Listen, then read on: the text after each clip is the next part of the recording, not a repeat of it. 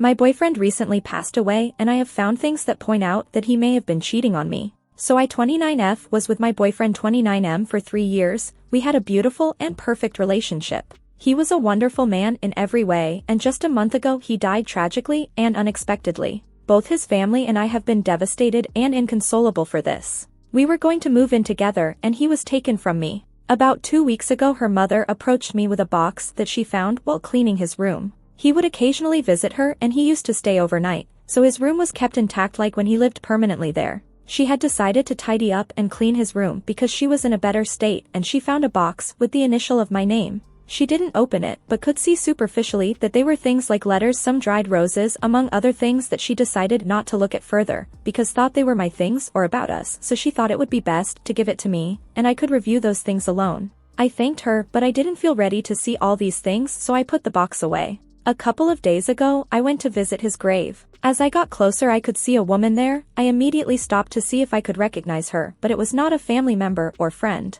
She had brought flowers and I could see that she was crying. I was afraid to approach since I didn't know who she was and I simply waited at a safe distance. She left after a few minutes and didn't even turn to look at me. Well, it seemed obvious to me that I don't know her. That whole night I couldn't sleep thinking about this woman. Who is she? Where did she know him from? I knew all his family, friends, and people from his work and I didn't recognize her from anywhere. I couldn't be calm or sleep those days because I thought of many possibilities and he was no longer there so I could ask him. I decided to go to his friends and tell them what happened. As soon as I described the woman, they looked at each other nervously and seemed to know who it was, but they didn't say anything. I insisted and cried a lot. I told them that I deserved to know if I had the wrong image of my boyfriend. Finally, they told me that it was his ex, and one of them confessed to having informed her about his death and his resting place, because he believed that he would have liked it. She went to see him. I felt like my heart fell to my feet. I asked everything I could. It turns out that they had studied together since elementary school and my boyfriend had been in love with her since then.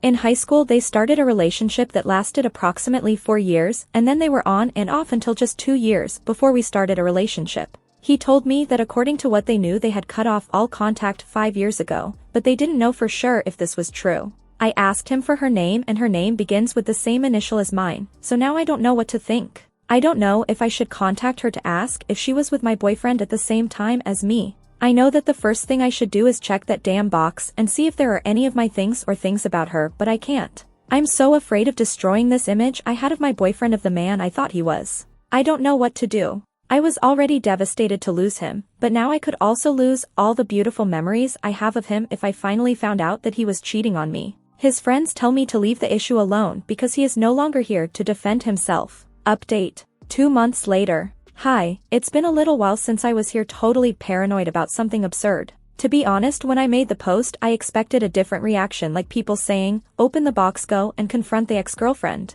I was looking for support because I knew it was crazy. I'm very happy to have found such kind people who cared about me without knowing me. After posting I really knew I wasn't okay, and I had to take care of my mental health. The first thing I did was call my mom and tell her I needed help because I was going downhill. She came in less than an hour. That whole night I cried in her arms. Afterwards she helped me find out about a psychologist and we also found a thanatologist. We were able to schedule an appointment a few days later. So far I had a few sessions. I won't lie and say I'm fine now, because I still feel like life sucks for taking it away from me, and sometimes I feel like I'm floating disconnected of the world, or I forget that he is no longer here and my first instinct is to look for him or call him if something happens to me. It is being difficult, but at least I already asked for help and I am receiving it. So I'm in a better place now, but there's still a long way to go and I know I have to do it without him. Regarding the box, I thought about returning it to his mom, but I really thought it was most likely about his ex. It was. And I didn't want his mom to feel bad for giving me something that wasn't mine.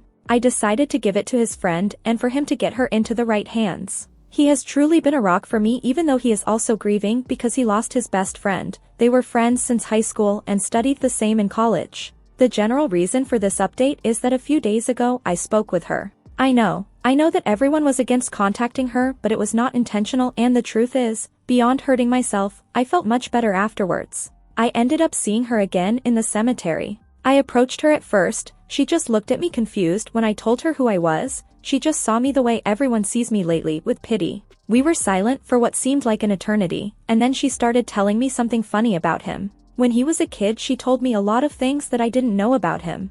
I must say she was very kind and sweet, and she is so much like him in personality, and maybe it's because they grew up together, or because I feel so desperate to find him somewhere. But I really felt that they had the same way of speaking and the same sense of humor. Even though she was very afraid to talk about their time as a couple, it ended me telling me a little about them. She told me that for some reason or another they were never able to fit together as a couple, even though they loved each other. So they decided to walk away before getting hurt. It turns out that the last time they spoke was 2 years ago, when he wrote to congratulate her on her wedding. They didn't talk much beyond wishing each other the best. She told me that she was glad that he had found a person like me and that he had been happy. Also thanked me for the box. She said that it contains very valuable things for her. That was all. There was no infidelity, and she only confirmed that he was a wonderful person, and I was very lucky to have met him. The only thing that made me sad was that even though he was always the best with me, I came to doubt his integrity as a person. Now I just have to continue with the therapy and try hard to learn to live without him. Thank you all.